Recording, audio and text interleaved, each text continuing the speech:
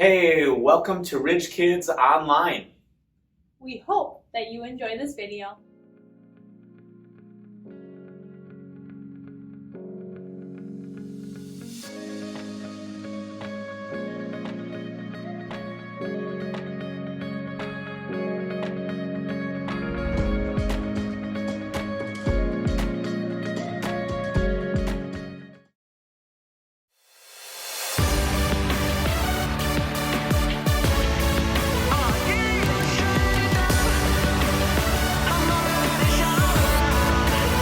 It all began with a spark.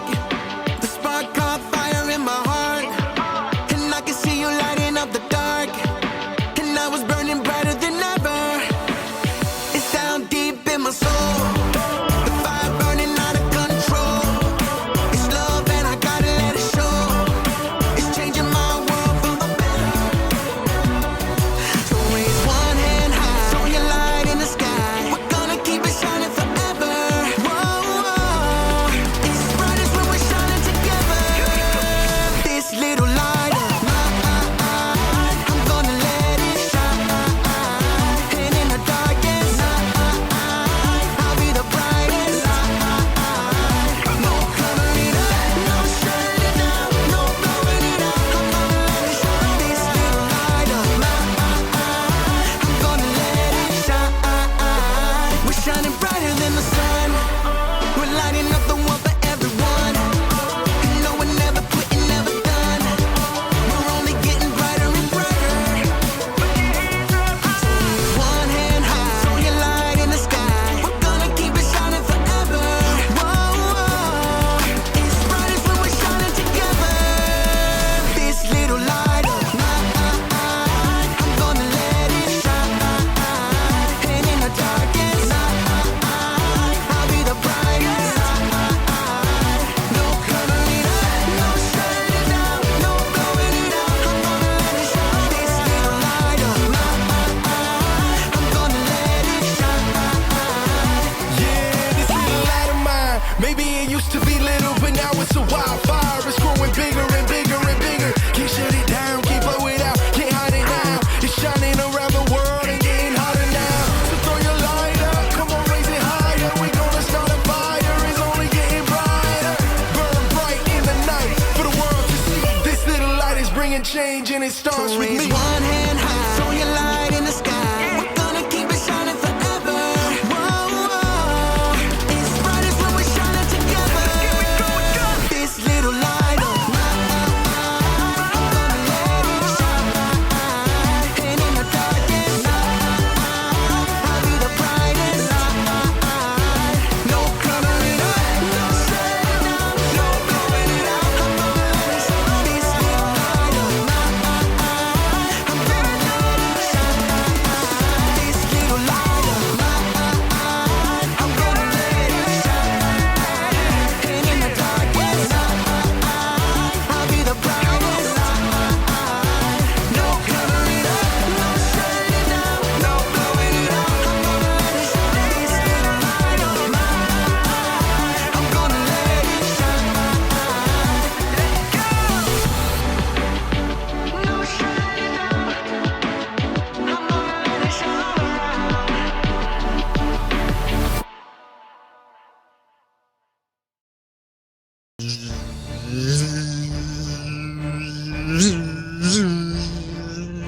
Hey, welcome to Storylab.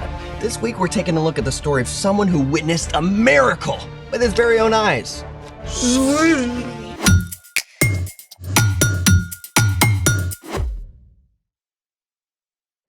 Hey, I'm Zeke. And I'm Carter. All month we're talking about how trusting and following Jesus changes the way we treat others. Everything okay? Sorry. What's going on? One of my best friends just moved all the way across the country. That's tough. But you can still FaceTime, right? Yeah, I guess. I know what you need. What? An epic battle between the forces of good and evil. How is that supposed to help? I don't know exactly, but it always cheers me up. Fair? Great! Then let there be light, swords, Don't you have a test to study for? Oh, this is all about you, bro. You ready? Let's make it! Today we're gonna make our very own light swords. I grant you, this could be cool.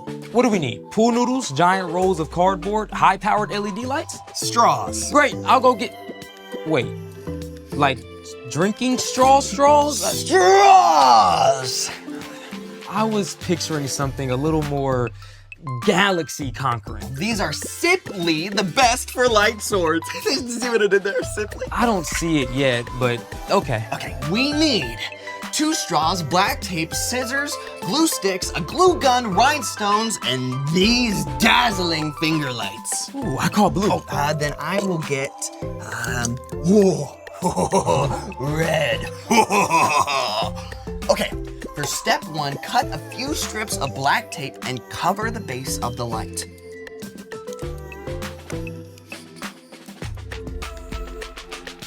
Can you cut it? Yes. Thank you.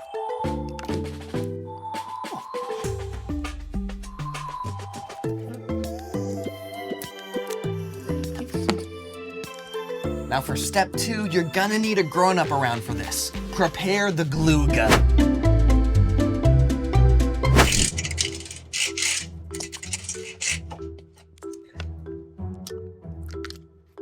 And now we just wait.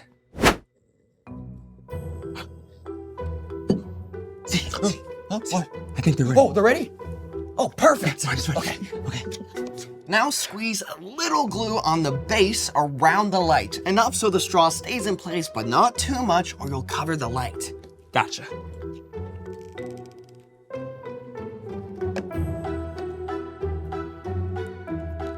Now make sure the straw is straight and hold it for a few seconds so it dries in place. How's this? Oh, you're the man. Hey, how hot is a light sword?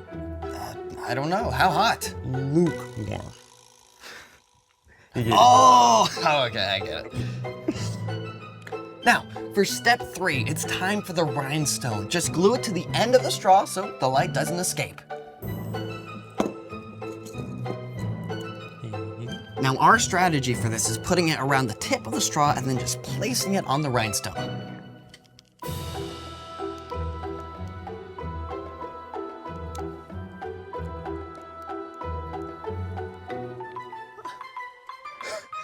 Brilliant and ridiculous. They're like light swords for mice. Mice swords! Can we turn them on? Oh, yeah, let's turn off the lights first. Good idea.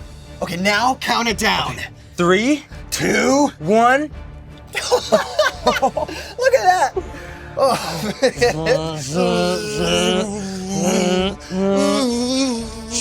We meet again at last. If you strike me down, I will become more powerful than you can possibly imagine.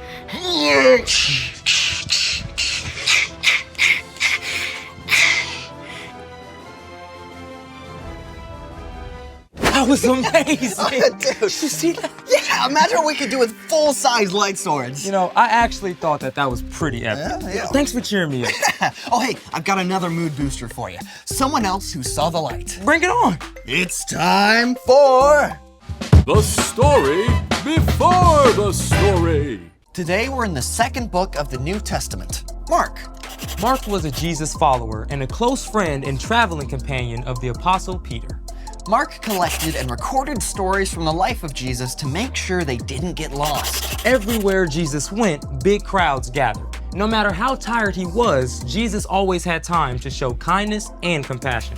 In chapter 10, Mark writes about Jesus' journey to Jerusalem.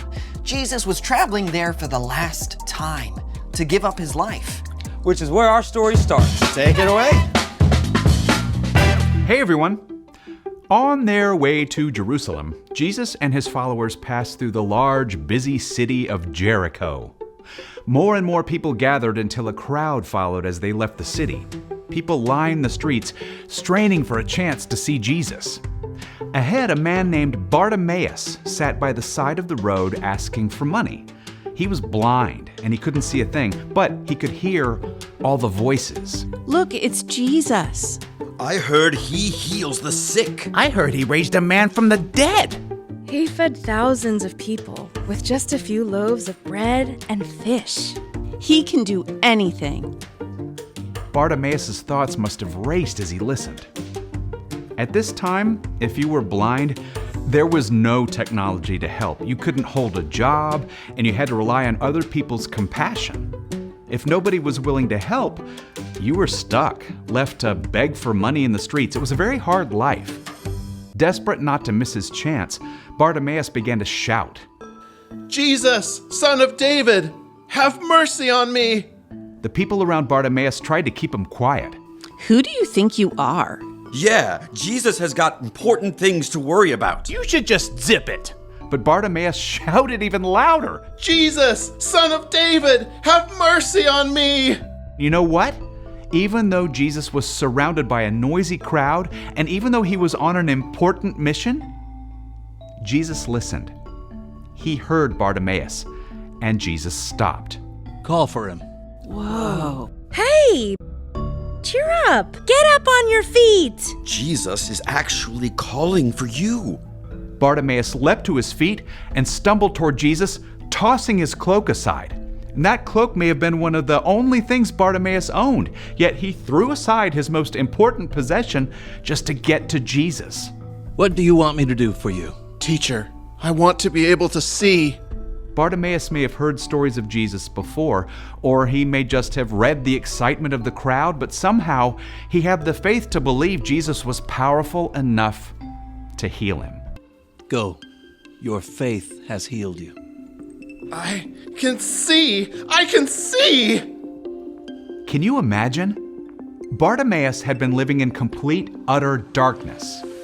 And suddenly, in an instant, light and color explode before your eyes.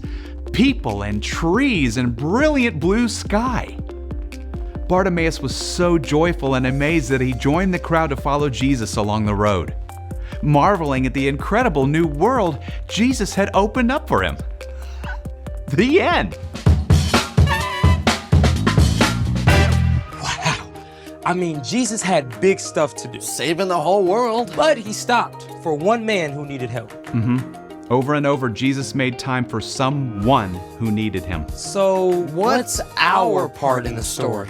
Well, just like Jesus saw Bartimaeus' need and stopped to help, we can show compassion when we keep our eyes open for what the people around us need. Now, compassion is caring enough to do something about someone else's needs. So once we see a need, it's important to take action. Yep. True compassion means making time to help others. Like when you're in the middle of a video game and your mom is carrying in groceries from the car. Ooh, that's hard. I hate pausing a game. But you can still pause yourself and help. True story. Maybe taking a few minutes before starting your homework to FaceTime your grandma, because you know she loves to hear from you. Or you could help your dad put together packs with clean socks and snacks to give out to people you see who don't have homes. Yeah, sometimes it's as simple as saying hi to a friend who looks lonely. Or getting up a few minutes early to help your younger brother get dressed and ready for school. I think you got it. And thank you both for taking time to chat with me. See you next time. Bye. So here's the thing. Make time to help others. Speaking of help, you need any help for that test you're studying? Yeah, I've sort of been avoiding it. Well, I'm here for all your study needs. After a 60-second epic battle. Oh, you are on. Thanks for joining us in the Story Lab. See you next time. Okay.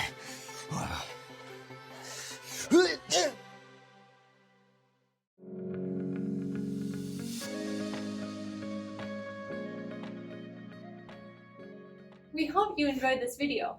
Now, parents, if you would like to kind of talk about this a little bit more with your kids, please head over to our website. There's more resources, devotionals, and a discussion guide. And if it's your first time visiting, don't forget to click and subscribe so that you can get updates when new videos are added. That's it. We hope you have a great week. Bye!